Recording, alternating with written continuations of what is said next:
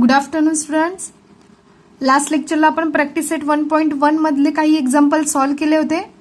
आज आपण काही बेसिक कन्सेप्ट पाहणार आहोत जॉमेट्री मधल्या. त्यात फर्स्ट आहे line segment. Okay, line segment म्हणजे काय?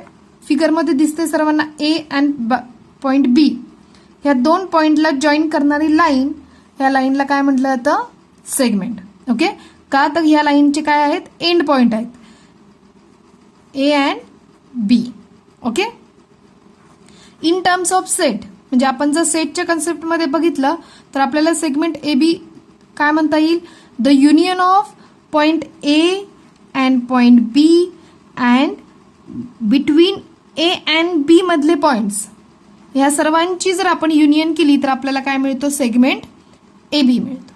ओके, आणि segment A B is written as a segment B A also.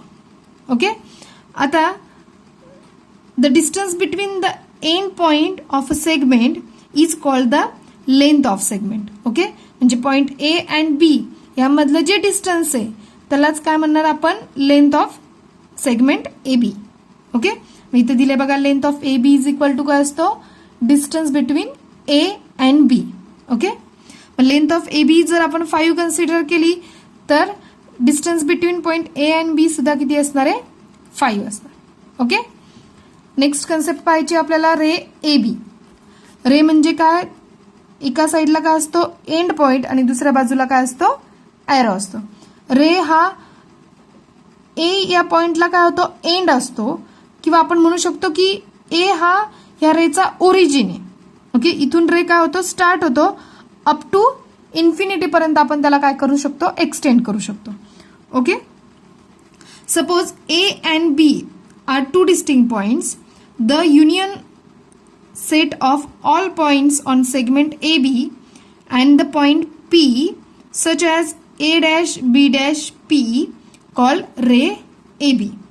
Here point A is called the end point of ray AB. Okay, next आपल्याला पाहायचं line AB. Line आठवतीये सर्वांना? दोन्ही बाजूंनी काय असतात? Arrow. Point A and point B. Okay, the union set points on ray AB and opposite ray of AB is called line AB. Okay, म्हणजे काय? Suppose जर आपण इथून पॉइंट घेतला A आणि तो ह्या बाजूला एक्सटेंड केला, म्हणजे A कोणत्या डायरेक्शन मध्ये जातोय? B च्या डायरेक्शन मध्ये, आणि ह्याच रेचा अपोजिट रे घेतला की ज्याचा एंड पॉइंट काय आहे? B, आणि अप टू डायरेक्शन कुठे जातोय? तो ए च्या बाजूला. ओके, मग आता आपल्याला काय मिळतीये? लाईन मिळते. कळालं? Point segment A B is a subset of point of line A B. Okay, next congruent segment. Congruent segment, दोन सेगमेंटला तुम्ही कॉन्ग्रंट कधी म्हणणार? ज्यावेळेस if the length of two segment is equal then the two segments are congruent. म्हणजे बघा, segment A B and segment C D हे congruent कधी असणार आहे? ज्यावेळेस ह्या दोन सेगमेंटची लेंथ काय असणार आहे? इक्वल असणार आहे. म्हणजे ज्यावेळेस length of A B is equal to length of C D असेल then segment A B is congruent to काय असणार आहे? C D. ओके, म्हणजे कॉन्ग्रंट सेगमेंट कधी म्हणणार? ज्यावेळेस त्या दोन सेगमेंटची लेंथ इक्वल असेल त्यावेळेस.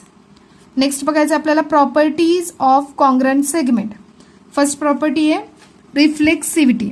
रिफ्लेक्सिव्हिटी म्हणजे काय? Segment A B congruent to segment A B. Okay, म्हणजे एक सेगमेंट असतो, सपोज आपण म्हटलं पी क्यू, हा सेगमेंट स्वतःलाच काय असतो? कॉन्ग्रंट असतो. ओके, त्याला काय म्हटलं जातं? रिफ्लेक्सिव्हिटी. नेक्स्ट बघायचं आपल्याला symmetry. If segment A B congruent to segment C D. Okay, suppose आपण घेतला segment A B congruent to segment काय? C D. ओके, नेक्स्ट काय? C D is congruent to A B. म्हणजे जर A B C D ला congruent असेल तर C D सुद्धा कशाला कॉन्ग्रंट असतो? A B. या प्रॉपर्टीला काय म्हटलं जातं? सिमेट्री. नेक्स्ट बघायचं आपल्याला ट्रान्झिटिव्हिटी. ट्रान्झिटिव्हिटी ऍक्टिव्हिटीमध्ये काय सांगितलंय, segment A B congruent to segment C D. Okay, आता सी डी कॉन्ग्रंट टू काय आहे, third segment E F.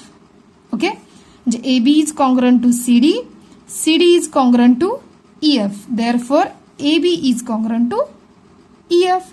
Okay, म्हणजे फर्स्ट सेगमेंट सेकंड सेगमेंटला कॉन्ग्रंट असेल, सेकंड सेगमेंट थर्ड सेगमेंटला कॉन्ग्रंट असेल, तर फर्स्ट सेगमेंट हा थर्ड सेगमेंटला सुद्धा काय असतो, कॉन्ग्रंट असतो. या प्रॉपर्टीला काय म्हणलं जातं, ट्रान्झिटिव्हिटी. ओके, नेक्स्ट आपल्याला कन्सेप्ट बघायची mid point of segment.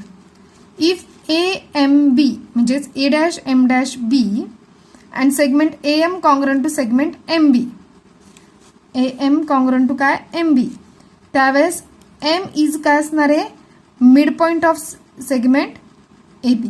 Okay, म्हणजे ए बी मधला जर हा पॉइंट एम हा ह्या ए आणि बीच्या बिटवीनमध्ये असेल आणि ए एम कॉन्ग्रंट टू काय असणार आहे, एम बी, त्यावेळेस एमला काय म्हणणार तुम्ही, mid point of segment A B.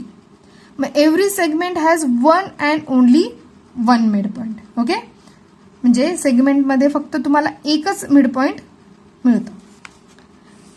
For example आपण बघितलं सेगमेंट पी क्यू, आणि पी क्यू मध्ये आपल्याला सांगितलंय P R is congruent to R Q. Okay, त्यावेळेस सेगमेंट पी क्यूचा मिड पॉइंट काय झाला, पॉइंट आर. ओके, मग आपल्याला सेगमेंटमध्ये एकच काय मिळतो, मिड पॉइंट मिळतो. नेक्स्ट कन्सेप्ट बघायची आपल्याला, comparison of segment. Okay, if length of segment A B is less than length of segment C D, म्हणजे ए बीची लेंथ ही सी डी पेक्षा काय आहे, लहान आहे, त्यावेळेस ए बी इज लेस दॅन काय असणार आहे, सी डी, म्हणजे segment A B is less than segment C D, or आपण दुसऱ्या भाषेत काय म्हणू शकतो, C D is greater than A B. Okay, जर A B is less than C D असेल तर obviously C D is greater than A B. मग यावरून काय समजतं आपल्याला, the comparison of two segment it depends upon their length. Okay, next concept पाहायचं आपल्याला, परपेंडिक्युलरिटी of segments or rays. If the line containing two segments, two rays or array and a segment are perpendicular to each other, then the two segments, two rays or the segment and the rays are said to be perpendicular to each other. आता figure दिली बघा आपल्याला, इथे figure मध्ये काय दिसतंय, सगळ्यांना segment A बी दिसलाय आणि त्याला परपेंडिक्युलर कोणती गेली, लाईन सी डी दिली. ओके, मग त्यावेळेस आपण कसं लिहिणार, segment A B is perpendicular segment C D, sorry ray C D. Okay, म्हणजे ए बी ला परपेंडिक्युलर कोण आहे, सी डी. आले सर्वांच्या लक्षात. Next concept, distance of a point from a line. If segment C D is perpendicular line A B and the point D lies on the line A B, then the length of C D is called the distance of point C from line A B. Okay, म्हणजे तुम्हाला C डीचं जर सेगमेंटची length find out करायची असेल तर आपण काय find out करणार, की सी या पॉइंटचं लाईन ए बी पासूनचं डिस्टन्स फाइंड आउट करणार. Okay, the point D is called the foot of the perpendicular. Okay, D म्हणजे काय, हा परपेंडिक्युलरचा पाया आहे आणि length of C D is equal to, जर आपण ए कन्सिडर केली, then the C is a distance from the line A B. Okay, म्हणजे ए हे काय केलं, त्याने एक मेजरमेंट घेतले. सपोज जर आपण एच्या ऐवजी घेतलं 2. ओके, म्हणजे सी डीचं लेंथ काय आहे, 2, तर सी हा पॉइंट लाईन ए बी पासून किती डिस्टन्सवर असणार आहे, 2 युनिट्स डिस्टन्सवर असणार आहे. ओके, आले सर्वांच्या लक्षात. ह्या 9 कन्सेप्ट आपण पाहिलेल्या आहेत.